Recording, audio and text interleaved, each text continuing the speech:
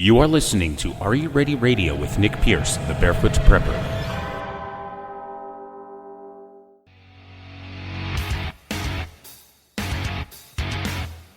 Find Are You Ready on Facebook and Instagram at Are You Ready Radio. You can also visit our home on the web. Just go to nickpiercemedia.com and click on the program's link.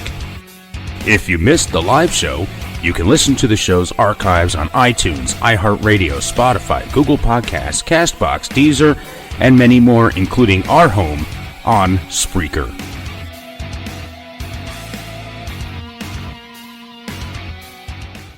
When a disaster happens, are you ready? Do you have the supplies you need to keep you and your family safe and survive? The Zombie Outpost store in Wilmington, Ohio, at Cedar Creek Flea Market, stocks quality gear you need to be ready for the next emergency or even a camping trip. Visit zombieoutpoststore.com for location and hours. Check out our assortment of essentials you need when the next disaster happens. Go to zombieoutpoststore.com. Get 10% off at checkout when you mention Are You Ready Radio. Be ready and be prepared. In this digital society, making connections is quickly becoming a lost art form.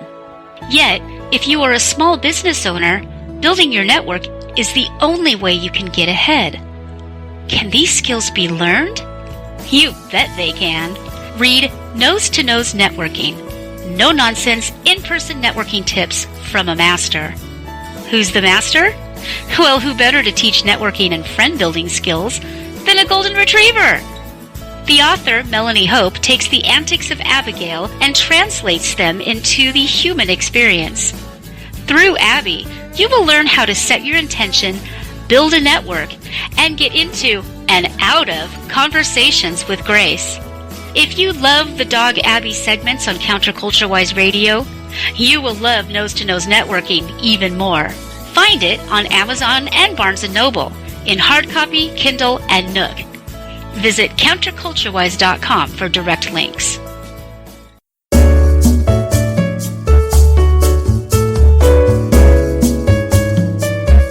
Greetings and salutations, Counterculture-Wise listeners. This is Maximilian von Riegelbieser inviting you and yours to listen to me and mine. Join me, my sisters Abby and Fritzy, and my weekly guests, my father Jim and Mumsy Melanie, for Counterculture-Wise. Max, it's not your show! And we're not your guests, Max. We're the hosts. You may want to rein it in a little bit, buddy. Very well. Tune in every Sunday at 6 p.m. Pacific at counterculturewise.com for our amazing live variety show. You can even chat with us. If you ask me, though, it should be called Counterculture Max. Counterculture Wise! Radio with heart in mind. Got a spare tire around that waist? Is your muffin top over the top? Do you binge eat uncontrollably? We are the government and we are here to help you.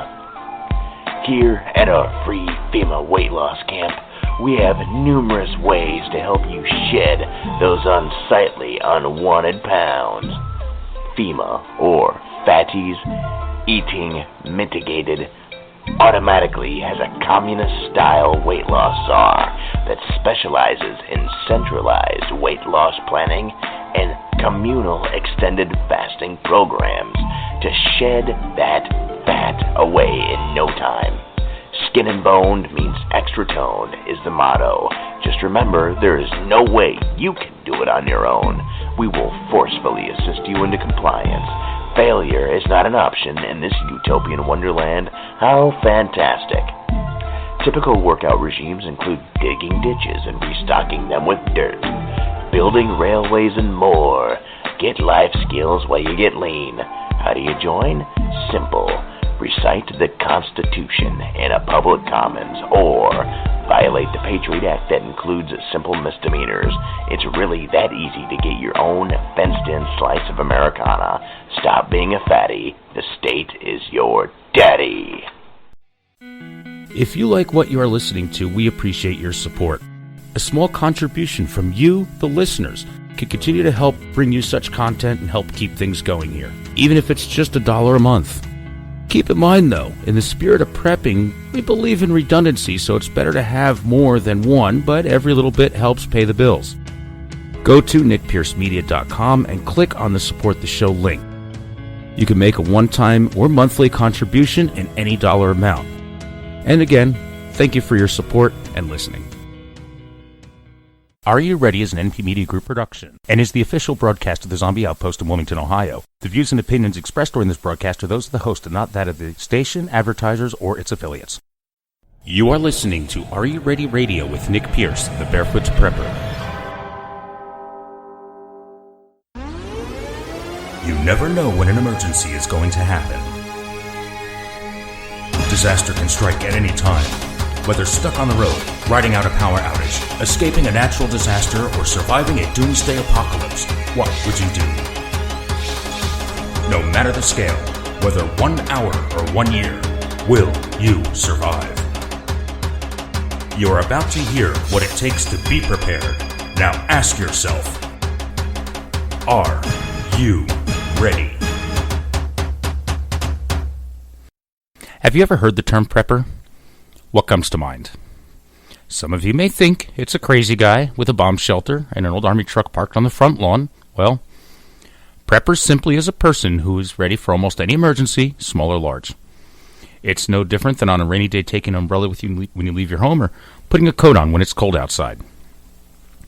So maybe you think you're prepared for a brief time in that environment. But what if a few minutes turn into a day or even a year? I'm your host, Nick Pierce, the Barefoot Prepper, and I'm going to use my over 25 years of prepping and survival experience and knowledge in this program to help you and your family prepare to handle almost anything from a small event from a doomsday apocalypse. So get ready, because I'm prepared to enlighten you to seriously think, prepare, and answer the question, are you ready? And I want to hear anything you have to say about the subject, whatever you may have to offer. You see, it's important that we share our knowledge with each other, learn from each other, and help each other out.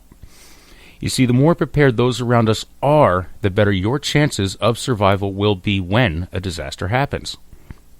Now, I'm sure everyone has heard the term zombies. Well, those are just those that are not prepared and come after whatever you have. Well, the call-in number is 513-815-6336 if you want to be a part of the show. Again, that's 513-815-6336. Also, check out our live chat room on Spreaker. That's Spreaker, Spreaker.com. Just go to the Are You Ready show, search it right there in the search bar. You can get there live through the website, nickpiercemedia.com. I post exclusive content on the home of Are You Ready on Facebook and on Instagram. Just go to Are You Ready Radio. You can interact with other members of the prepping community before, during, and after our broadcast. So share your knowledge. And this week, I was thinking about it earlier this week when I was thinking about alternative cooking methods. And there's, a lot of different creative ways that we can cook things. Of course, we have our grills in the back. I mean, for most of us in the northern hemisphere, we're having summer. Summer's coming up, and we're grilling out. We're cooking over charcoal and gas grills and all that. It made me think. What if the power goes out, or your method of cooking is, on the fritz? You need to get a new stove. You may not have a chance to get it until the weekend. Grilling out is a lot of fun. There's a lot of alternative ways that we can prepare and heat food. See, if the power goes out, and this is just one scenario, okay, and you can apply whatever the disaster is. I'm just going to use this for example. The power goes out, and you have all that food in the freezer, the refrigerator, and if the power's out for a couple days, eventually stuff's going to start going bad. So you really want to use that up first. So you start with the refrigerator compartment, use that stuff, then go into the freezer because that'll stay cold for the longest. But you're going to need a way to heat stuff. You're going to need a way to cook meat, and other things that you want to heat up. I mean, anybody can open up a can of chili and just eat it right out of the can, or tuna fish, or chicken, but how often can you do that? You don't want to use your canned stuff right away. Yeah, it's pre-cooked. But you want to have a way to heat up food that is going to go bad or spoil, and you got to be able to cook it. So, one time or another, we all thought of a couple silly ways to cook or heat up something. Maybe you've tried at least one of them. Maybe just in kidding around or in passing. In a conversation, you came up with some interesting, creative way to cook something. I'm going to share a story with you. When I was on a stage crew in high school, worked on the all-school productions. And it was, after school, we'd be working late sometimes, me and a couple buddies that were, one person did scenic stuff, and another person did construction with him. I did lighting. Lighting and sound was my main thing. So sometimes we'd be working late, and we don't, by 9 o'clock or something, we'd be at the school until 11 sometimes, during the week or even on weekends. And we'd be working in the auditorium. Now, that was back in the day when students could just do their thing, and teachers weren't always supervising them. We're climbing ladders and playing with power tools and hanging stuff from the ceiling was, I think, 30 feet was the drop on that thing.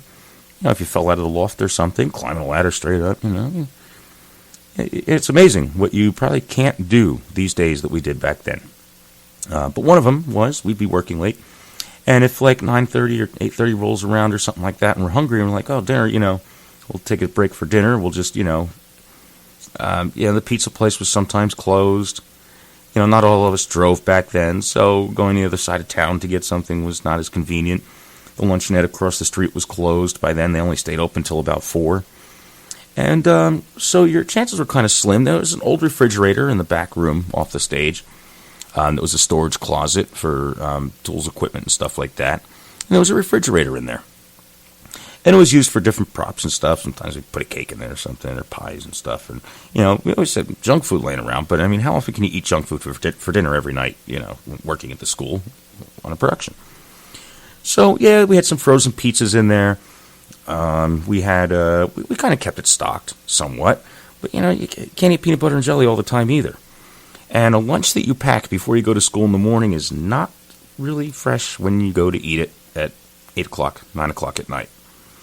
So, I remember at times we'd put a big scoop light, about 18 inches, 16 inches, and it was a hot halogen lamp inside, and the thing looks like a giant dome. And we'd hang it on a run of a ladder, and we'd point it down at the ground, off in the pit somewhere, and we'd put something down underneath, and we'd make garlic bread, heat pizza, we made grilled cheese, we heated soup up. Garlic bread and pizza was a staple there. Even baked beans, hot dogs, we'd heat them up. We'd turn it on, maybe around 6 o'clock, and heat whatever we had, and that's how we cooked our food on stage. I know it sounds crazy. I was telling the story the other day to a buddy of mine, which made me think of this episode. And, we're thinking about, what happens if the power goes out? What happens if there's no gas? Maybe you use natural gas or whatever. Maybe you use propane or electric, for everyday cooking. And what if all of a sudden that doesn't work? Will you be able to cook food, treat water, and so on if you need to? So I have a few alternative ways to cook. Should I lose power? You're hunkered down in your home, riding out a power outage, and you can just, you could just light a fire and cook over that, but not in your kitchen. You can't do that. If the oven's down, I guess you could burn it, but, But, so, a couple alternative cooking methods. And I'm going to start with some of the innovative, fun ways, though. Let's break out of that serious doomsday, mentality. So I have a couple fun, interesting, innovative ways to cook. And then I'll go into some of the more practical methods. That, maybe you can consider putting together your own bug-in, bug-out plans with alternative cooking methods if you're working on that. These are some things to keep in mind. Of course, you can make a grilled cheese sandwich by wrapping it in foil and placing it on a hot iron. Make sure the sandwich is fully enclosed in the foil, though. You're going to have a really gooey, slippery, buttery, oily mess if you just use the oven the iron right on the bread. There's one for you. Or how about you can cook on your car's manifold? Make sure the car is the food is in something, foil and all that. I'm not sure about the fumes on this one though, so I don't know if that would really be too safe. But I have heard about it.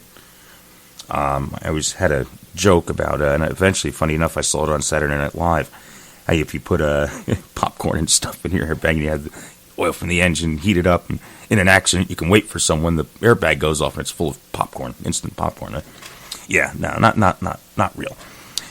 You could use your blow dryer to heat up a hot dog. Have you ever heard of that one? You can cook in a cooler. Yeah, if you put a couple of ears of corn or potatoes or something, get the cooler, get a cooler large enough to hold a good amount of corn or something like that you're going to make. Cover the corn with boiling water, close the lid. About half hour later, 45 minutes later, perfectly cooked corn. Keep the corn in the water for a couple of hours. It'll start to be just perfect for eating. But aside from stuff like that, I mean, one method that one fundamental principle you need when cooking is heat. You're going to need heat. And that's really all it is. Heat hot enough to be able to cook whatever it is, or boil water or anything like that. So, yeah, of course, we'll look at some practical ways, to expand the way that you can cook your food. If you have your fridge, that you have in your refrigerator, your freezer, if for any reason the power goes out, or, like I said, what if earlier the stove or oven just stopped working? And, I don't have a microwave. I can't stand microwave food. But if for any reason, your stove goes down, oven's not working, it could be a few days before you get a new one. See, prepping is not just for the fit hits the shan situation, just to keep it clean for radio. It's for any emergency, really. It could be for anything, an everyday emergency. So, of course, you could cook over an open fire, like campfires. Or how about in your fireplace? Do you have a fireplace in your home? And cooking over a fireplace is a lot different than cooking over an open flame. Totally different. In past episodes I talked about the fireplace using for heat and sometimes how practical it is or isn't. But a fireplace to cook on, if you have the right equipment, you need some heavy-duty pots. Dutch oven. That's nice. You can make a lot in that. Yeah, no, cauldron. That would be cool. Get one of those big cauldrons. I got to get one of those now. Maybe just big enough to put in the fire. Get a cauldron. Get some hardware in there to hang it. I have a Dutch oven. I could cook at a fireplace. Iron skillets. Some iron pots. You need iron cookware is better for it. Because you don't want to use your regular pots and pans that you may use on the stove, because sometimes they have wooden or plastic handles, or they have like rubber PVC on them, to insulate it. They're not hot to touch then. So you may not want to use that kind of cookware in your fire. Plus, the cresol, the ash, the coal, and all that, it really discolor them. And, that really hot direct heat method from a fire is not, I wouldn't recommend regular cooking stuff, cooking pots and pans and stuff from your kitchen, if you're ever going to use them again in your kitchen. So, I mean, hey, in a bind, anything to cook in is great. But, I mean, we're talking maybe you're at home. We're not bugged out in the middle of the wilderness and all that, improvising, living off the land and, starting from scratch all over again. I mean, maybe you have a personal cook kit in your bug-out bag. I have bins of things. One's a kitchen bin, one's a base camp bin, one's a medical bin, and all this. Those warehouse totes. Maybe I've talked about them on the air before. But I'll take those and I'll, I have them, when I go camping or when I go into the bug-out location and I set up, everything. It's like, like a road tour loads in. All those road cases just wheel off the trucks. It's just, this goes here, this goes there, that goes there, that goes there. And the whole thing just pops open. Everything's there. You got your base camp stuff, hygiene stuff, kitchen stuff, all that, medical stuff. It's all there in these bins. And it's great. The whole bed of the truck right down, and then everything else gets loaded on top of these bins. I mean, it's the perfect system, I found. I should probably make a video of that, because I'm going to be going out on going to be taking a week, going out to my bug out location. So I'm thinking maybe I'll do like a video of this whole thing, like how this works. It'll be great. I'll definitely share that with you. And I'm also going to be doing a lot of videos anyway, as far as fire making, just different things that I do during my training and practice and my visits to my bug out spot and all that. But yeah, cooking over a campfire, fireplace, going back to the fireplace thing, of course. You're going to need some heavy duty stuff. Whether you're cooking on a fire or a fireplace, stuff that's made for it. Even cooking on a campfire, you have a tendency to have special outdoor cookware that you use. And my outdoor cookware that I would use on a fire, I can also use on my grill. I have a charcoal grill and I have a propane grill. And I can use one, I can use just the surface of the grill as a burner to heat, pots of stuff on. I'm not a big fan of having that extra side burner on the side. I'd rather have that workspace, to put stuff on. I'd rather have two shells instead of a burner. Because I'd be the one that would put utensils down on that thing and it's lit, and no. Use one thing, right on the grill, right on the surface. Everything can be done on that. And I have my outdoor cookware that I use when I camp and I cook on an open fire. I'll use the same thing on the grill. I don't use the inside pots and pans. But anyway, cooking on a campfire, fireplace, have a set of cookware to cook out with. Now, of course, why bother cooking at all? Eat raw food. You don't need to cook. Most of us don't want to cook anyway. But, you could. But you're going to have a lot of food if the power's out for a long time in your freezer and fridge that you're going to want to use up. And I remember the power was out during Ike, I think it was. Big ice storms and everything. Storms blew out power. Almost every town around me, almost all of Ohio, was down. And, it was rough, trying to find ice to keep stuff cold. Well, I had a lot of food in the freezer. Well, I finished the refrigerator first, and I go outside, fire up the pit. And my trade-off was, you bring wood, and you can cook on the fire. You can cook right on my outdoor cooking setup, right in the yard. And so my neighbors really liked that. And, I'd always have extra food, too. So, if someone's stopping by, hanging out, and, it's going to start going bad. I got to cook it. I'd rather cook it. And, I didn't... This is, let's see, when was I? 2005, 6, maybe, somewhere around there, 7, maybe? I can't remember the exact date, maybe 2008. Anybody knows, shoot me a message. But long story short, I didn't have, the drying, dehydrating, jerky stuff. I mean, it was kind of hard enough writing out, all this. And I just couldn't start smoking it or, dehydrating it on the fire and stuff like that to preserve most of it.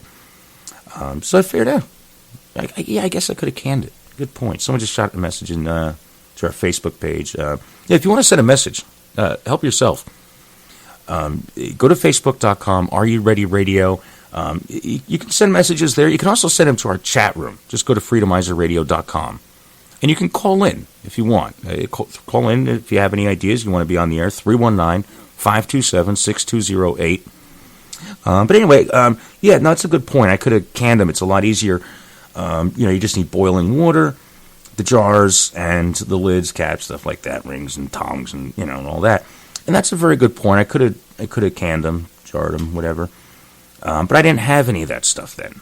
I didn't have, and the stores are closed. The power's out. They can't sell food there. Any store that sold this stuff, there was no power anywhere for miles. I mean, even into the next state in Indiana, even as far north, it was, most of the country was practically down in this area during then for the power, and it took days before stuff would come back up.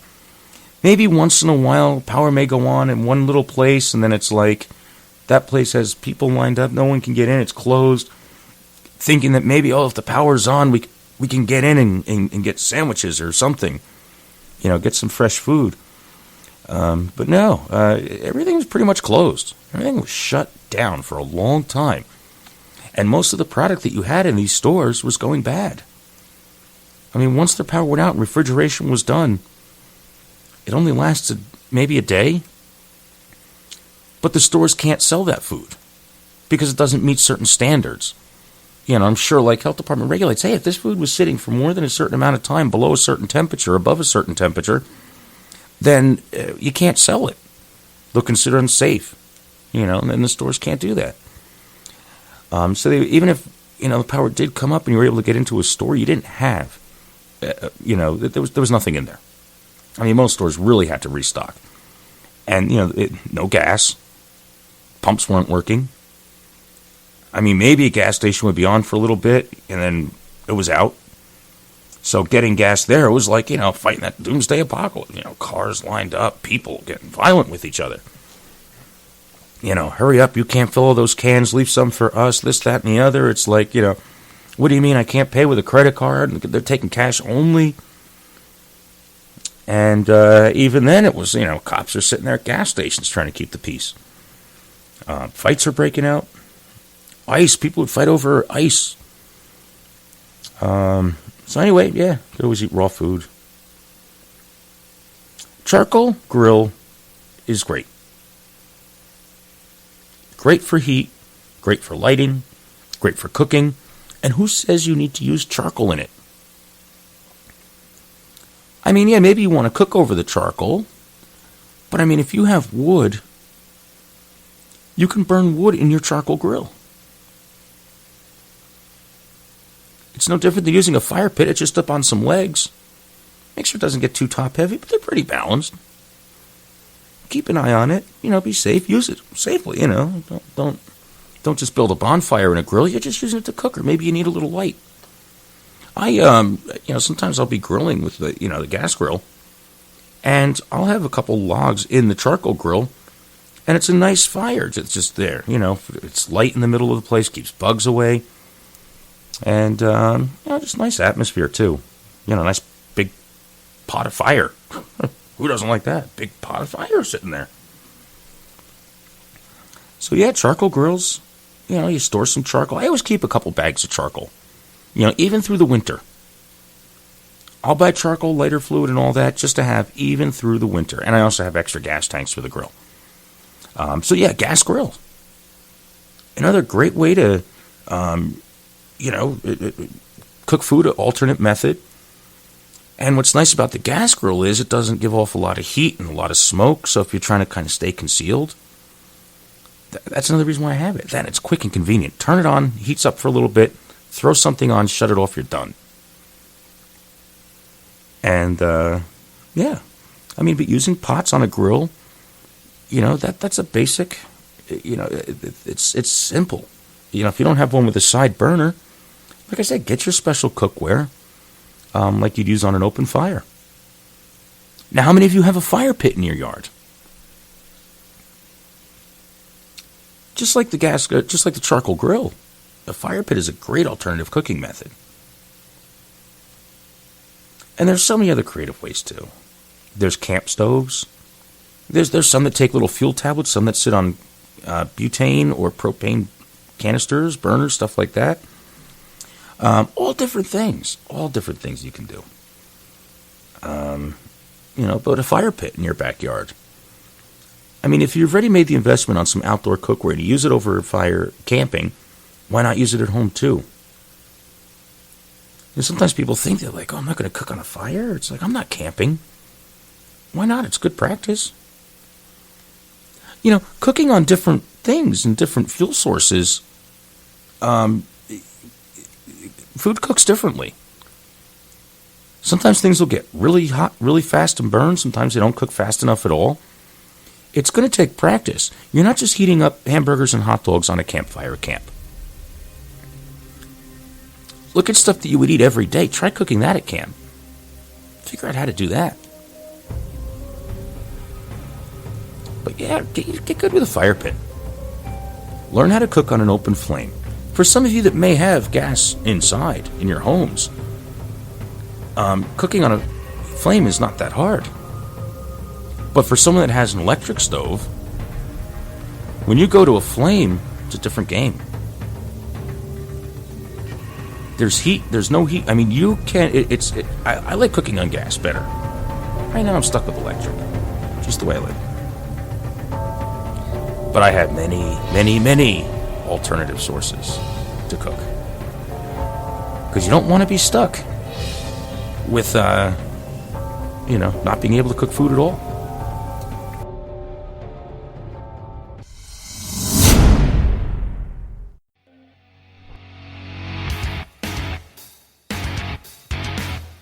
Find Are You Ready on Facebook and Instagram at Are You Ready Radio. You can also visit our home on the web. Just go to nickpiercemedia.com and click on the program's link. If you missed the live show, you can listen to the show's archives on iTunes, iHeartRadio, Spotify, Google Podcasts, CastBox, Deezer, and many more, including our home on Spreaker.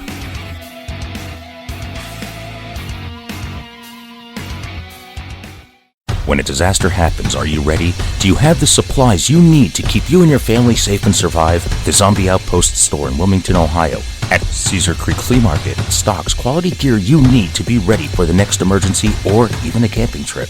Visit zombieoutpoststore.com for location and hours. Check out our assortment of essentials you need when the next disaster happens. Go to zombieoutpoststore.com. Get 10% off at checkout when you mention Are You Ready Radio. Be ready and be prepared. In this digital society, making connections is quickly becoming a lost art form. Yet, if you are a small business owner, building your network is the only way you can get ahead.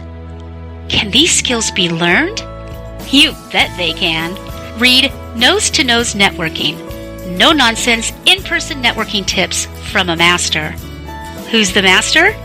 Well, who better to teach networking and friend-building skills than a golden retriever? The author, Melanie Hope, takes the antics of Abigail and translates them into the human experience. Through Abby, you will learn how to set your intention, build a network, and get into and out of conversations with grace.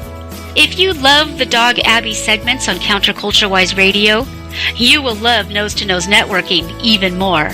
Find it on Amazon and Barnes & Noble in hard copy, Kindle, and Nook. Visit counterculturewise.com for direct links.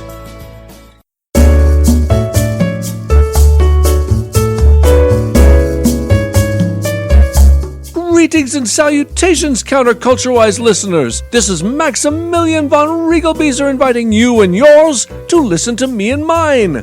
Join me, my sisters Abby and Fritzy, and my weekly guests, my father Jim and Mumsy Melanie, for Counterculture-Wise. Max, it's not your show! And we're not your guests, Max. We're the hosts. You may want to rein it in a little bit, buddy. Very well. Tune in every Sunday at 6 p.m. Pacific at counterculturewise.com for our amazing live variety show. You can even chat with us. If you ask me, though, it should be called Counterculture Max. Counterculture-Wise! Radio with heart in mind. Got a spare tire around that waist? Is your muffin top over the top? Do you binge eat uncontrollably? We are the government and we are here to help you. Here at our free FEMA weight loss camp, we have numerous ways to help you shed those unsightly, unwanted pounds. FEMA, or Fatties Eating Mitigated, automatically has a communist-style weight loss czar that specializes in centralized weight loss planning and communal extended fasting programs to shed that fat away in no time. Skin and boned means extra tone is the motto. Just remember, there is no way you can do it on your own. We will forcefully assist you into compliance. Failure is not an option in this utopian wonderland. How fantastic. Typical workout regimes include digging ditches and restocking them with dirt, building railways and more. Get life skills while you get lean. How do you join? Simple. Recite the Constitution in a public commons or violate the Patriot Act that includes simple misdemeanors. It's really that easy to get your own fenced-in slice of Americana. Stop being a fatty. The state is your daddy. If you like what you are listening to, we appreciate your support. A small contribution from you, the listeners, can continue to help bring you such content and help keep things going here, even if it's just $1 a month. Keep in mind, though, in the spirit of prepping, we believe in redundancy, so it's better to have more than one, but every little bit helps pay the bills. Go to nickpiercemedia.com and click on the Support the Show link. You can make a one-time or monthly contribution in any dollar amount. And again, thank you for your support and listening. You are listening to Are You Ready Radio with Nick Pierce, the Barefoot Prepper.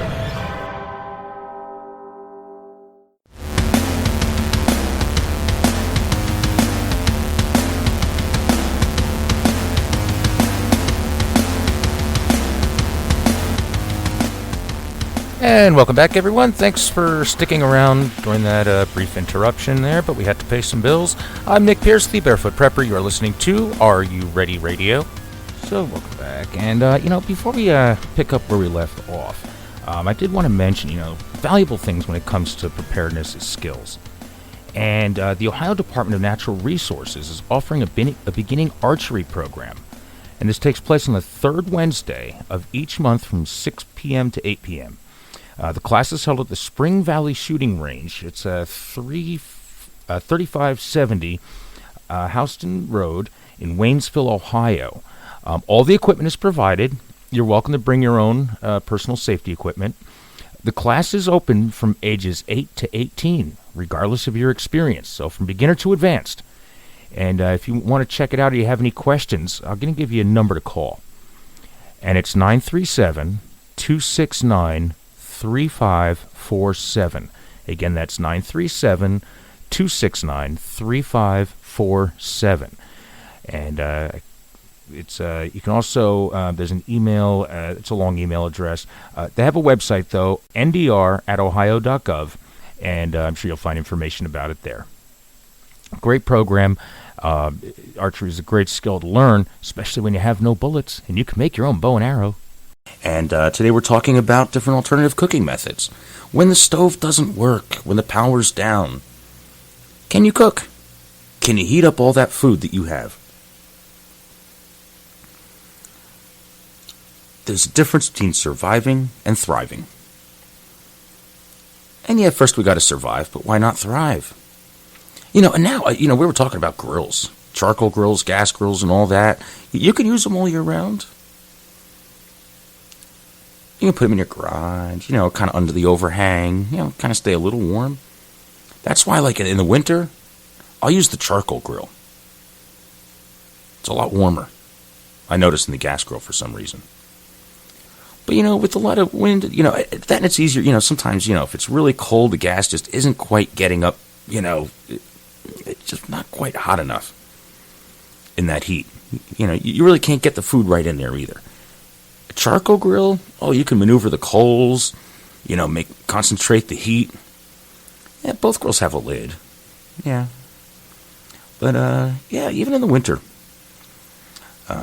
you get your special cookware. Try the fire pit. Do you have a fire pit in your yard? Cook on that. Try it. Not only is it fun, especially if you're kids, it's like a treat. We're gonna make food on the fire pit. Can we roast marshmallows? Yeah, we can roast marshmallows, make s'mores, whatever you want, little Johnny. Sure, we'll do it. It's fun. And it's a good skill for them to learn too. It's a good way for you to practice your skills when it comes to making fires, when it comes to building a fire, starting fires. If every time you do it, use a different way to light it. When I go out, that's what I do. When I go out on my week of, survival exercise and all that, every night, or almost every fire I make, if I'm making 2 fires a day, every fire I make is lit a different way. And towards the end of the week, the family will come up and visit. Yay, I survived the zombie apocalypse. And they're like, yay. And they're like, it doesn't really look like this is much of an apocalypse. I said, wow. Some people are going to go out there and build shelters, which I do. But, by the time they get up there, the tablecloth is on the table, the big pop-up tents are up. It turns into glamping. So that's just my routine a couple times a year. But yeah, every time I go out and I have a fire pit, I got the grills, but I like to, every time I light a fire, do it differently. Now, of course, not 14 years or 25 years worth of a different way of lighting a fire every time. It repeats itself, which is good. Or if for some reason this one method that I'm trying isn't working, then okay, this is not a go-to method. Some you need sun for, some you can do in the dark at night. But, and get good at building a cooking fire. There's different types of fires. And a cooking fire is one, you don't want to cook over the flames, you want to cook over the coals. So you burn the wood, and then, you let it turn into coal before you keep dumping logs on. So you make sure you have enough coals to cook with, and then you can build your fire up from there at night to hang around, hang out and talk and play music and, whatever you do, whatever you want to do around the campfire. It's in your backyard. And yeah, it takes time. It does. It takes time to build a good fire and all that, but no different than getting charcoal going. Just maybe a little more work, but do it. When you get a fire lit with a bow drill, or you get a fire lit with something that's not a match or something that's not a lighter, and you're not using lighter fluid and you're doing it the right way, the primitive survival skills, it's very rewarding. You feel very accomplished after doing that. And it could be fun, too.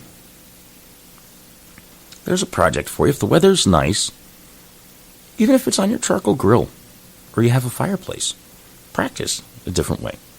Maybe you have a flint striker. Maybe you want to try a bow drill style. Go watch some YouTube videos on how to make one. I'm eventually going to make one. A YouTube video. I made plenty of bow drills. But, give it a shot. Play with your fire pit. Enjoy the nice weather. Practice your skills. Right in your backyard if you have one. Here's another interesting method. You ever heard of making a flower pot grill? You take one of those ordinary flower pots, like the clay flower pots, okay, put sand in it. And then you take pre-lit coals and put it on top of the sand. And fill it maybe about halfway with sand. You can use dirt. But then put the coals in there. I'd prefer sand because it doesn't really come up on the food. And then if you just have meat or whatever, vegetables or whatever, on kebabs, put them on skewers, rest them over that, and they'll cook. So if you don't have a grill and you have an old flower pot laying around, try that. Maybe you got a flower pot. Oh, there's the sandbox. Maybe you're putting fresh sand in it this year for the kids. Scoop some sand out, put it in the flower pot. Try cooking on that. Again, just some coals. A lot more compact. Make a flower pot grill. Grill some kebabs. Or if you have a rack to put over it, you can just take the grill rack, put it on there. The oven rack or something, put it on there. And cook right on that. You can even buy racks. Go to your home improvement store, like Lowe's or Menards or something, or your local hardware store. If you got a local mom and pop hardware store, go there and buy it.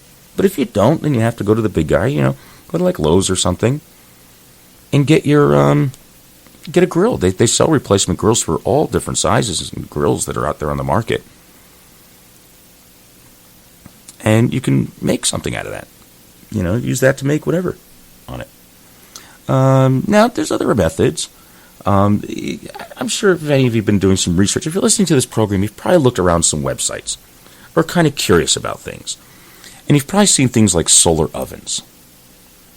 Okay, you can cook anything from stew. You can dry and make jerky in there. If you use a, darker pot, like a black pot or something, it'll increase the heat and reduce the amount of time needed to cook the food. But, there's many places that sell them. You can actually make a solar oven, believe it or not. I've never been a big fan of them. I don't see where they get hot enough, really, to really cook food well. Both temperature-wise and taste-wise. I mean, sometimes it's it sits there forever just drying out before, the internal temperature I would never cook chicken in one. I just don't think the meat would get hot enough to kill all the bacteria. You need 160, 165 degrees on chicken, turkey, stuff like that.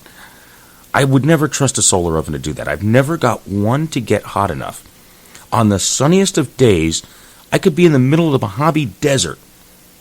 I could be on the sun, and that solar oven would not get hot enough. And I know I'm doing it right. I've played around with a lot of them. I've tried a lot out. I've talked to people that use them, that have them. They like them. It's a toy. It's like, oh, cool. You made this in a solar oven? It's like, yeah.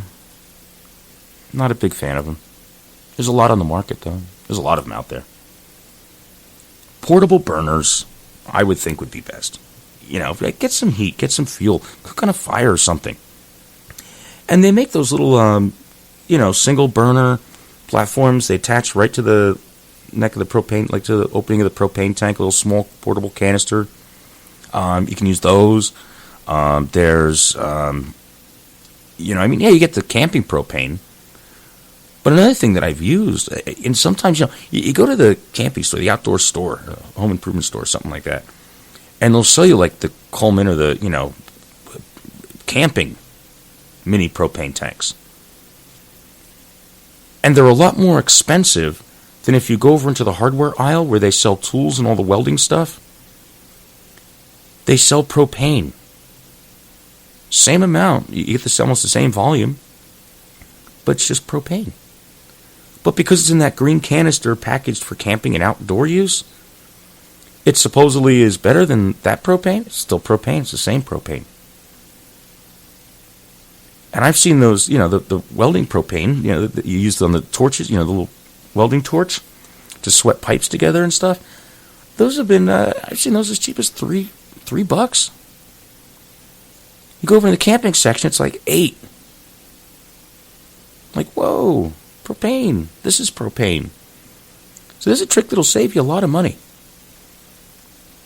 And it's the same threading, the same opening, the same everything, Your camp stove will fit on that as well as, another one. You don't believe me? Take a little welding piece, one of those little neck, the thing that you weld to sweat pipes together. You can run it off the camping propane, and you can run it off the welding propane. Your grill, your little burners and your portable grills and stuff will run off that too. And maybe you have this is awesome, and I'm getting one for this year. I'd never liked them until now. Now I've liked them, I get it, but I never bought one. Used a lot of them. Buddies of mine have them. I was never a big fan of those, like maybe 2 or 3 or 4 burner little tabletop stoves. And I thought about it. I'm like, this would be pretty cool. Because sometimes, it's like, I know when the family comes up, and if they're going to be up there for a couple days, you're going to burn through a lot of wood, because they're like the 3-meal-a-day crowd. I'm like a 1-meal-a-day. And that's just me. I don't like to eat a lot. I eat, munch and stuff during the day, and then I'll eat like a big meal at night. But I'm also more active at night than I am during the day, and that's just the way, my regular schedule is in my daily life. Now, when I'm camping, I am up a lot earlier, so I'm normally like a Pop-Tart, breakfast, granola bar type person, some beef jerky or a Slim Jim, and I'm good to go. Monster Energy drink, some Slim Jims. Oh yeah, I'm so healthy. Sometimes I look at my diet and it's just like, how am I going to survive the apocalypse eating what I do? I think people are amazed that I can do sit-ups. But no, actually, I'm in good shape. I'm in good condition. I know there's a few pounds I got to knock off. But maybe when I'm camping, eating Slim Jims and some Monster Energy drink may not be the way to do it.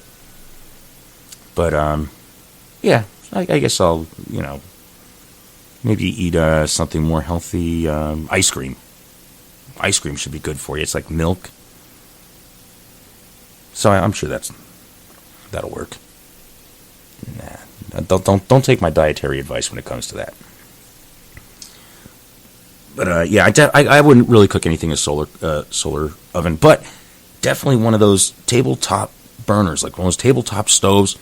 Tank screws in on the side, or you can get a bigger tank and have a hose and stuff, and you have that thing set up, a couple pots, you can boil water, make some coffee or tea, maybe a little frying pan, scrambled egg with cheese and salami and bacon.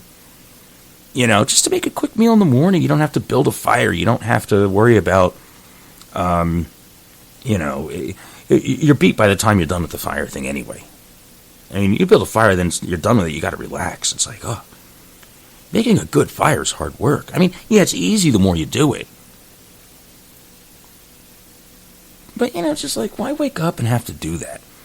You know, you spend an hour or two making a fire, cooking on the fire, cleaning everything up, 3 hours. That's the whole morning right there. And then it's like, oh, you want lunch? Here we go again. We just cleaned the pots and breakfast. It's like, yeah, having a little stove like that, boom, turn it on, cook as if you're home, rinse, wash the stuff, eat. You're done. Nice and easy. I mean, I already have the outdoor cookware. I have a whole separate set of utensils that I use just for outside and camping and all that. As part of the base camp in the kitchen bin. 3 compartments for wash, you know, wash, rinse, sanitize. You know, bleach, soaps, all that, you know, everything. Sponges, steel wool, all the utensils. So, yeah, I think I'm going to invest in one of those. I think maybe I'll order it after the show. Maybe during the commercial break. I'll put in an order for that. Because now I just want it. It's a new toy. Ooh, it's going to make me so excited. I don't know if I should get the 2-burner or the 3-burner. I wonder if they have a 4-burner. Then I can, like, use a griddle on it on 2, maybe 3, and then the other one. Oh, so many possibilities. Yeah, I think during the commercial break I'm going to get one of those. And you know what? Okay, which brings me to the point. You know, I'm sitting here talking. You know, sometimes I'll talk about things, and I'm like, you know, I should do them. And that's what I like about this program. You know, in all the years of prepping and doing survival stuff, I come across something some days, or I'm talking about something on the air, and I'm like, I need to do that. It's almost like me just talking to you, I'm learning myself. And I hope you're learning too. There's so much to learn when it comes to, you know, prepping and survival stuff. You never know. So I was, thinking about that. When it comes to those portable stoves, should something happen in your home where you can't cook or use your stove, having a portable stove like that with the portable fuel, like a little propane tank, or even if you have to connect it in the propane tank that you have outside on your gas grill if you have one, you can then cook inside. Oh no. What do you mean? Oh. Figures there must be a disclaimer if I'm telling you to use fuel in your home. So here it goes. Lawyers make me do this stuff, so I guess we'll put the disclaimer on it. Using fuel or gas canisters indoors is not recommended and should only be done so by a competent person with extreme caution. Always follow the manufacturer's recommendations. Okay, and now I guess we can move on with this segment. So, as I was saying, thinking of those, like, you know, those little tabletop grills, or burners, little tabletop stoves. The fuel tank connects to it. You can use, like, the portable little canisters. You can probably get the big tank, too, if you want. Okay, so now, you can connect that. Now, okay, I guess keeping with the disclaimer, me personally, I'm going to try it inside. I'm going to put it on my stove and cook on it. It's just a gas burner. Now, logic is, of course, the disclaimer says don't do it. Which, of course, don't do anything that's dangerous. Well, I just have to say that. You do what you want. You know, prepping and survival is also about taking chances, too. But be safe. You know, if you're not comfortable doing it, don't do it. This is just an idea. I'm just throwing ideas out there, and you do what you want with them. And maybe it leads to another idea. So using going back to the stovetop, the tabletop stove thing. When I get mine, I'm going to get a little canister. And I'm going to play with it. Put it on my regular stove. And this way it's under the range hood. It's an open flame in the house and all that. Yeah, you may want to be careful to a degree. But it's also in its own encased metal, surrounding too. So it's, they make them pretty safe, I could assume. But yeah, try it. Definitely want to give that a shot. And this way, well, actually, I've seen these things used inside before. I mean, on the news, I think today, or the other day, there was one of the cooking demonstrations that they do right in the studio. These things have to be safe to use indoors. Well, read the manufacturer's recommendations, instructions, and directions, and all that stuff that come with it. Don't just do it based on what I say. Logically, I would think that you should be able to do it. But yeah, a butane or propane camp stove. Right on your stovetop. Use caution using gas appliances, I guess. Don't forget about ventilation. Keep the kids away from it. Make sure the pets don't jump up there. So many different ideas. Oh, one of our listeners was sent another message here through our Facebook. 55-gallon drum. That'd be a good one. That'd be a really nice fire pit. In one of the towns nearby, they set those things up in the middle of the street when they do sleigh rides. And they have, like, the horse, these Clydesdales and stuff, and they have the big Santa Claus sled in the back, and the kids can get on it, and, when they ride through town. And they have those big drums, those metal 55-gallon drums set up. And they have fires burning in them, just, I guess, for people to huddle around and stay warm and all that in the winter. So, that's a good idea. Not portable. I wouldn't call it a portable solution. But, hey, get a metal 55-gallon drum. If you're going to cook on it, and I would also get one that's cleaned out, something that may not have had toxic chemicals in it, or one that hasn't, held oil or fuel or anything like that, then yeah, I would definitely use it. Make sure you know what's been in it. If you can find a brand new one, that's even better. And, use that. You can stack the wood in there.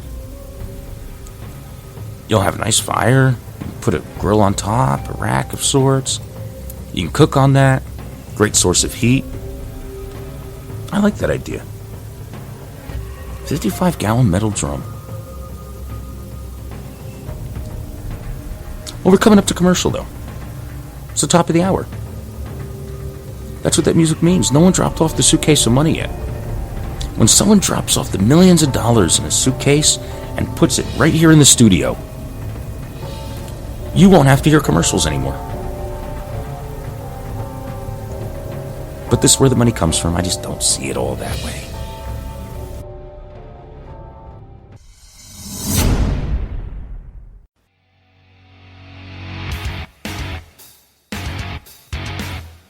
Find Are You Ready on Facebook and Instagram at Are You Ready Radio.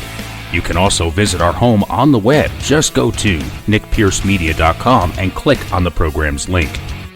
If you missed the live show, you can listen to the show's archives on iTunes, iHeartRadio, Spotify, Google Podcasts, CastBox, Deezer, and many more, including our home on Spreaker.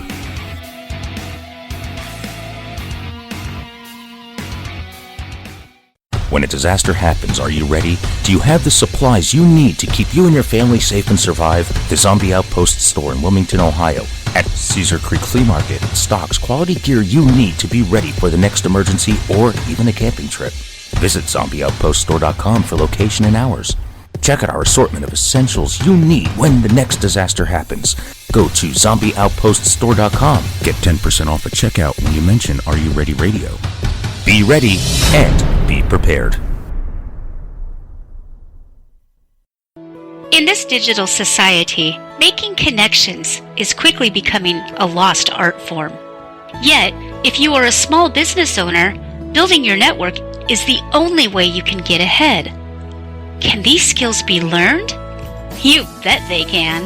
Read Nose to Nose Networking, no-nonsense, in-person networking tips from a master. Who's the master? Well, who better to teach networking and friend-building skills than a golden retriever? The author, Melanie Hope, takes the antics of Abigail and translates them into the human experience. Through Abby, you will learn how to set your intention, build a network, and get into and out of conversations with grace. If you love the Dog Abby segments on Counterculture-Wise Radio, you will love Nose to Nose Networking even more. Find it on Amazon and Barnes & Noble in hard copy, Kindle, and Nook.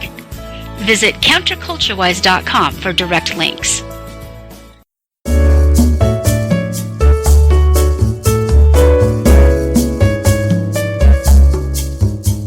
Hey, how you doing? This is Magic Pierce inviting you and yours to listen to some good friends of mine that have a show too. Did you really think my daddy is the only one that just runs his mouth all the time and that's the only thing I listen to? No, it's not. I got a show I listen to on Sundays. Join host Max and his co-host, my hottie Fritzy, and of course my good friend Abby on Counterculture-Wise, Sundays at 6 p.m. Pacific, 9 Eastern. They have their own human guests, Melanie and Jim, each week. They don't meow a lot, but you get what they're saying. Now let me tell you, you have to go to counterculturewise.com. Use your paws to play with the mouse and scroll down to the on-the-air button on the right to hear their show. Just click on that. After that, watch them on Periscope like I do. Daddy gives me a little mouse to play with, and I get farts the whole time. It's a great show. Check it out. Counterculturewise.com. If you don't tune in, I get cuckoos on you. Thank you so much for that ringing endorsement, Magic. It warms the orange hearts of me and Abby and the gray heart of Fritzy to hear you say such amazing things about our show. I'm pretty sure that Mumsy and Father have pink hearts, so we will assume their hearts are warmed too. Forget about it. I got you guys. Good peoples.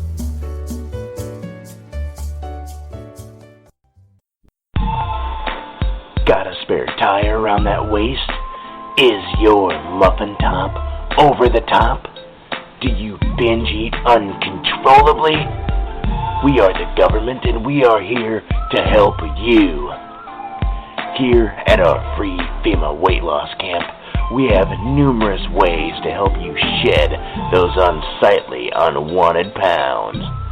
FEMA, or Fatties Eating Mitigated, automatically has a communist-style weight loss czar that specializes in centralized weight loss planning and communal extended fasting programs to shed that fat away in no time. Skin and boned means extra toned is the motto. Just remember, there is no way you can do it on your own. We will forcefully assist you into compliance. Failure is not an option in this utopian wonderland. How fantastic.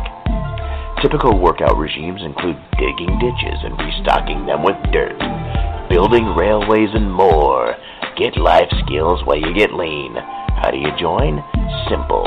Recite the Constitution in a public commons or violate the Patriot Act that includes simple misdemeanors. It's really that easy to get your own fenced-in slice of Americana. Stop being a fatty. The state is your daddy. If you like what you are listening to, we appreciate your support. A small contribution from you, the listeners, can continue to help bring you such content and help keep things going here, even if it's just $1 a month. Keep in mind, though, in the spirit of prepping, we believe in redundancy, so it's better to have more than one, but every little bit helps pay the bills. Go to nickpiercemedia.com and click on the Support the Show link. You can make a one-time or monthly contribution in any dollar amount. And again, thank you for your support and listening. You are listening to Are You Ready Radio with Nick Pierce, the Barefoot Prepper.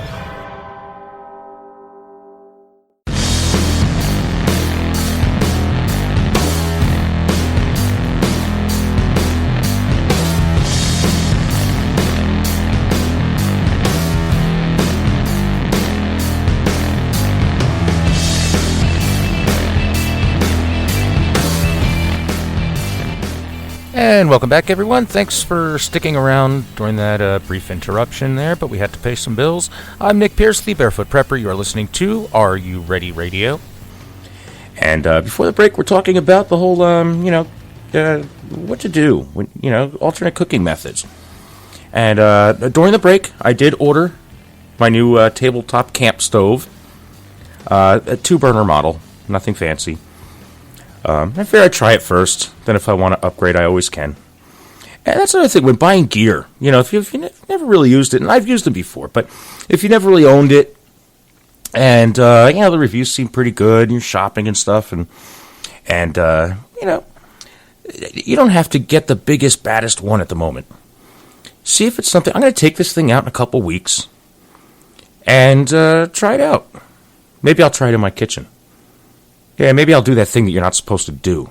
Put fuel in your house and light stoves on fire, and gas and all that. Well, anyway, so another thing that I was thinking of, since we're dragging a propane tank in the home anyway, why not go all out? Most of us, if you have a gas stove that runs on natural gas, you can get an adapter for it. Some type of, it's a thing, it's an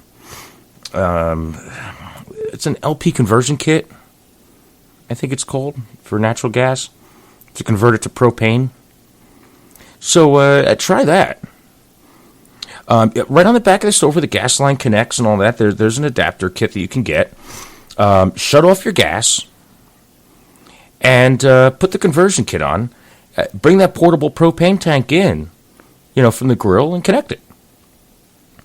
The gas range will also work without electric start. So if you do have an electric start on there, and your gas isn't working or whatever, for whatever reason, just use a match. Be careful, though. But that's another possibility.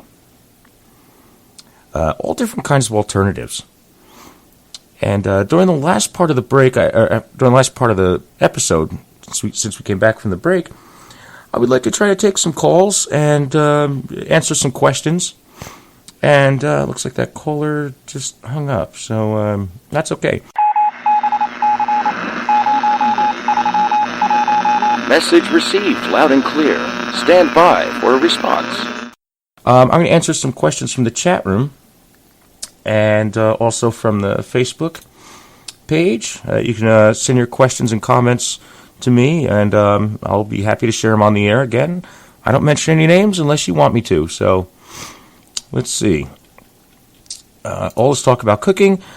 What do you recommend as far as meals that you can cook on alternative cooking methods besides what you said, the typical hamburgers and hot dogs? That's a good question. I love cooking. Before the broadcast, I was talking to a buddy of mine, and we were talking about, just different recipes and stuff. He was talking a lot about edible wild plants. And, the difference between using those for food and cooking with those, because there's a big difference between, stuff that you'd find in the wild and some of the tastes and flavors and, some of that. And also how to use them. We're familiar with how to use the parsley we buy in stores. We're familiar with how to use, vegetables and stuff that we grow because we're familiar with it. We expect we know it. We just know what we're doing with those most of the time. But, we could go wilderness survival on this if we want to take that route. And there's, all different ways of preparing food and stuff. And we just got into the whole conversation about cooking and preparing stuff. But, okay, if you want to try some of these alternative cooking methods, and maybe you're out camping or you're using your backyard fire pit or, maybe you're not the grill master. Not everybody's Bobby Flay. Not everybody is a Food Network chef when it comes to the grill. So you may have, a little disadvantage if you're not used to cooking on charcoal versus gas. I know my gas grill took me a little while to get used to because I'm always cooking on fire or charcoal, unless I'm inside. And like I mentioned earlier in the broadcast, it's an electric stove, oven and everything. So there's really no thermostat to regulate the heat. There's no adjustment that says high and low. When it comes to preparing certain things, you may want to take some time in planning the menu. Figure out what works for you. Figure out what types of meals you and your family like, and figure out kind of how to adapt that to work on your cooking method. So when you have the, we'll say, okay, anybody can do a burger, anybody can do a hot dog.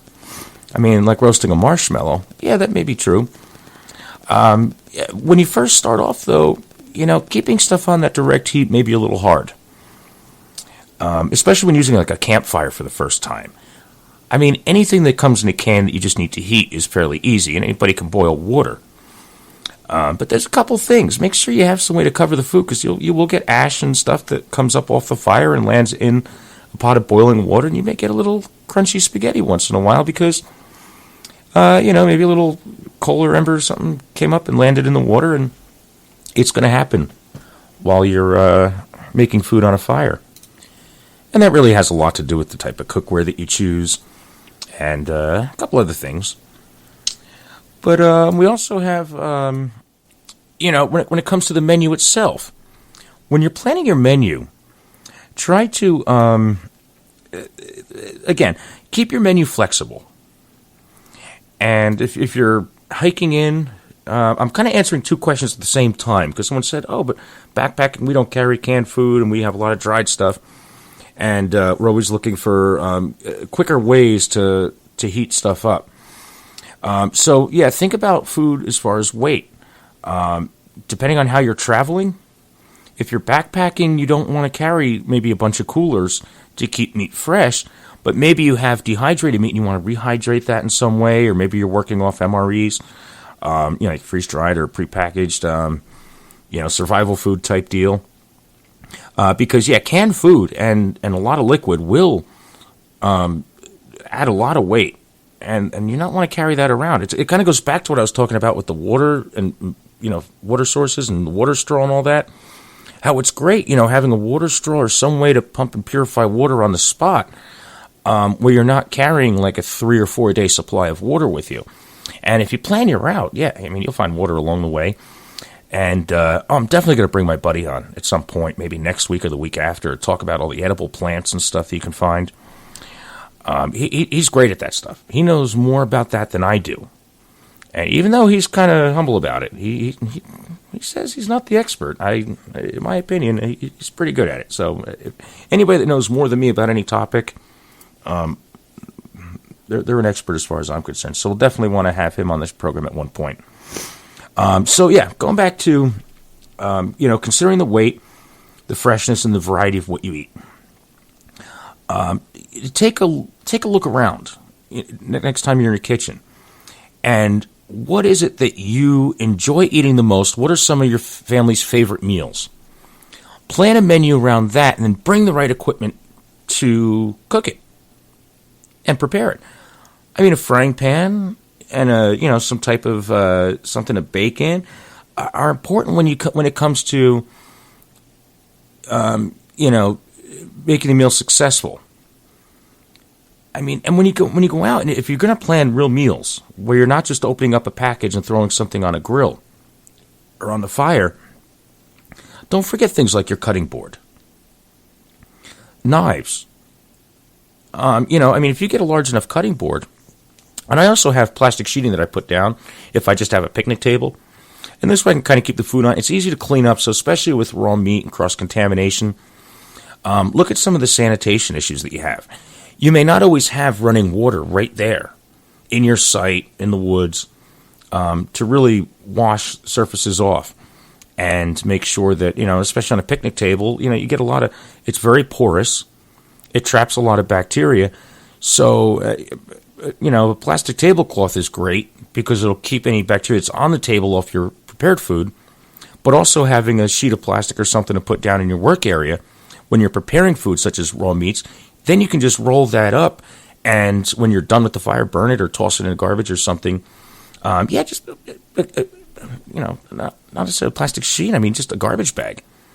And then everything's right in there. You can just fold the whole thing up inside out on itself, and it's already in the garbage, any residue and stuff like that. So just keep that in mind. Bring the right equipment. Bring a good knife, a kitchen knife to prep stuff, tongs, longer forks, spoons. There's a reason why when you get a grill kit or barbecue kit, the utensils are so long. You're not just dealing in a little pot over your stove with the flame underneath. You may have a little bit of a reach to get into the middle where the heat is. And another thing I do is I have just a set of work gloves. Those leather work gloves you buy. Cheap. You can get them at dollar store, made out of suede or, that leather material with some fabric around it. Just something to put on the hands to keep some of the heat off when you're working around, a hot fire or anything like that. You don't want to burn yourself, and you want to make sure that, you can easily handle the food while you're cooking it. So, yeah, definitely the right equipment, the right gear you need to cook outside. Another couple things you may want to keep in mind, though, is build the fire. I know we talked about, putting a fire pit in your backyard. Look up how to build a fire pit so that it's safe. You could go to, a store and buy one of those, little metal pits that stand on legs and you put in your yard and all that, and that's great. Okay, perfect. Great. But, if you want to dig or build a pit, in ground or something like that, or have something, just in the backyard without buying anything, you have spare stones or rocks or stuff like that, you can build it. Take a look at what some of the requirements are. Don't build a fire pit where a gas line may be buried a couple inches down coming from your propane tank. Don't build it over electrical lines that may run underground. There is going to be heat from the fire, although most of it's going to dissipate up and the ground's not going to be that hot once, if everything's properly buried. Just keep that in mind, especially if you start digging down. Make sure that you're not going to go into any gas or electric lines, water, or anything like that. Drains, your septic tank, if you have one in the back or somewhere on your property. Make sure it doesn't interfere with other utilities and stuff like that, cable, phone lines. Make your fire pit. Make sure it's safe. Keep in mind the clearance, too. Just because it's nice and shady under that tree, well, you're going to get a lot of heat and you don't want to burn that tree. Or you're going to have a burning tree.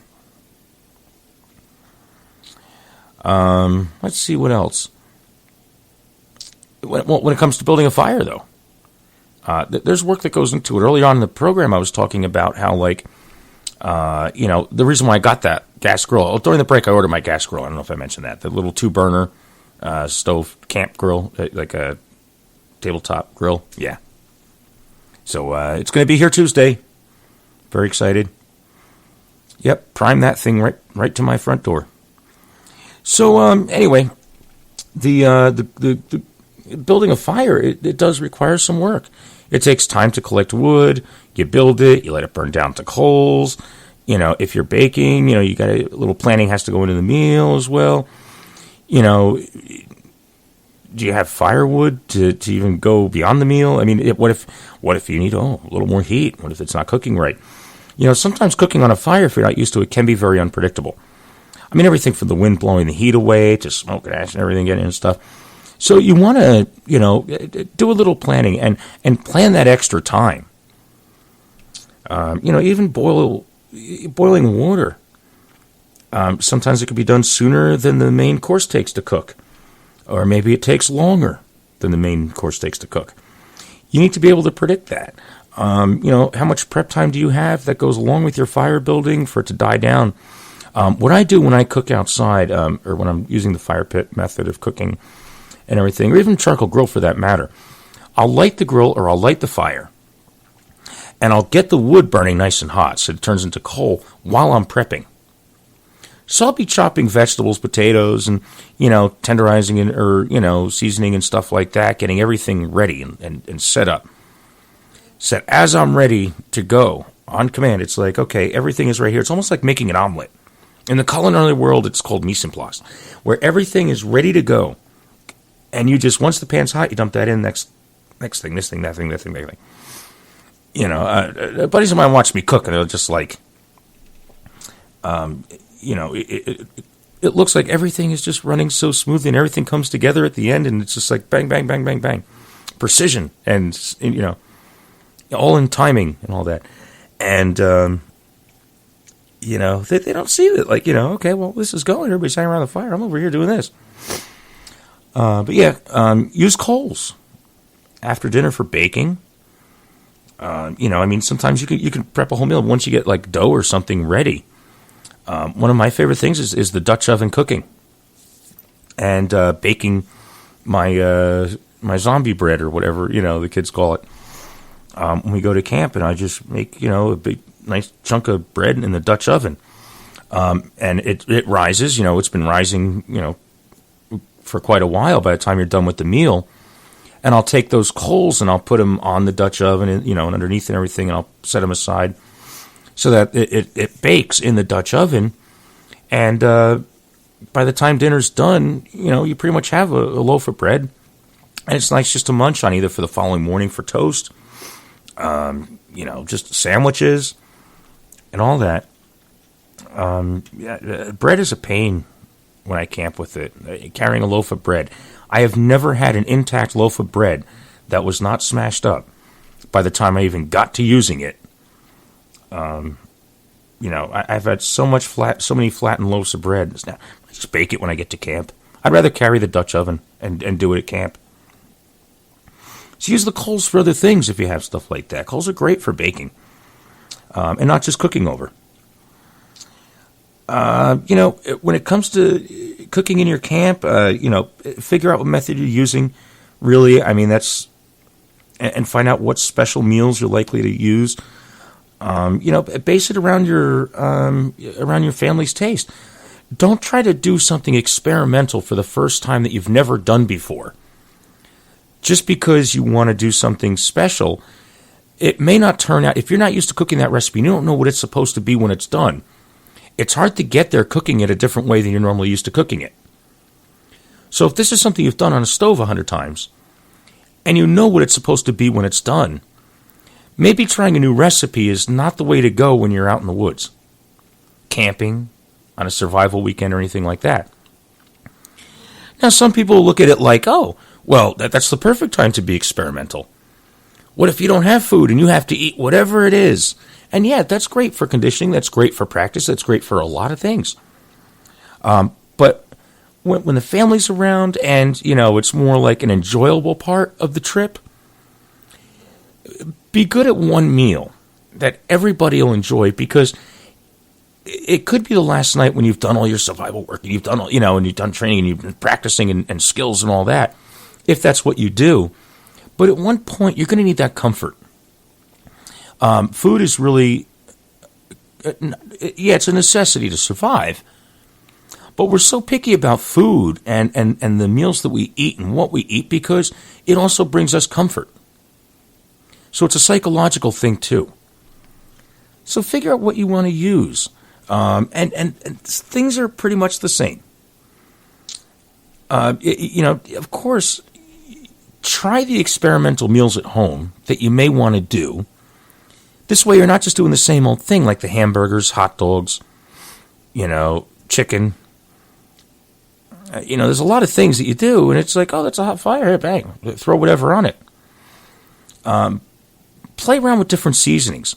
Come up with maybe a marinade or something for a steak that you only use when you camp to make it exciting. Try, stepping out of the box. One thing that I love doing when I'm cooking on a fire, when I'm camping and all that, is cooking in tin foil, aluminum foil. Okay?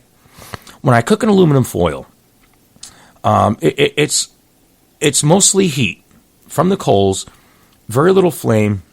You could bury it under the coals. It cooks really nice. You can put it in the Dutch oven, and you just roast it like a regular oven. Foil pack of potatoes, chicken. I take rosemary, chive, lemon, thyme. Rosemary and sage too. A little butter or olive oil or something in the foil packet with a whole chicken breast. Wrap it up. That steam and the moisture and the flavor just keeps penetrating into the meat as it cooks. And very tender, very, moist, delicious chicken breast. I don't normally do that at home. Normally everything's in a skillet, unless I'm roasting something in an oven. But I will, sometimes I'll just roast like a half a chicken or a Cornish hen. I'm not a big roasting of a big bird type person at home. I'm not feeding a huge family. And, so try different things. If you're always roasting a chicken or a turkey or something at home, on a campfire may not be the way to go, even though that may be your best recipe, and that's what you're known for. Trying to do that on a fire is very hard. You really do have to keep turning and roasting it, almost like you're roasting a whole hog over a fire. Drive a spick through its, cavity and just turn it every once in a while and keep that rotating over a fire to roast it right. Sometimes things just take a little too long and too much work. And the other thing you got to look at is, what do you do with the remains that attract animals? Cook just enough so that you have, what you need to eat, because storing leftovers is not easy either. Go wild, though. Catch a fish, try some edible plants that are around, play with them. Pick berries, incorporate those into your meal. So I hope that answered your question. Yes. Another great portable device. Those little fold-up pocket stoves that take those little fuel tablets. I have one in my bug-out bag. No smoke, very little light. Set it up anywhere. Cook something if you need it. Sanitize. Make water safe to drink. Make it potable and all that. And then, boom, fold it up. You're on the go. It's great if you're moving. You have to move around. It's always good to have something quick and easy that you can do. Well, I hope that I helped you seriously think, prepare, and answer the question, are you ready? I'm Nick Pierce, the Barefoot Prepper. I would like to thank everyone for tuning in and the support you give the show. Our guests, the callers, our friends in chat, listeners, clients, customers, everybody at the store, everything. Find Are You Ready on Facebook and Instagram at Are You Ready Radio. You can also find us on the web at nickpiercemedia.com. Click on the program's link. Find us on your favorite podcast platforms and on our home on Spreaker. To contribute to the show, go to Nick Pierce Media and click on the Support the Show link. Are You Ready Radio is the official podcast of Zombie Outpost in Wilmington, Ohio, and is an NP Media Group production.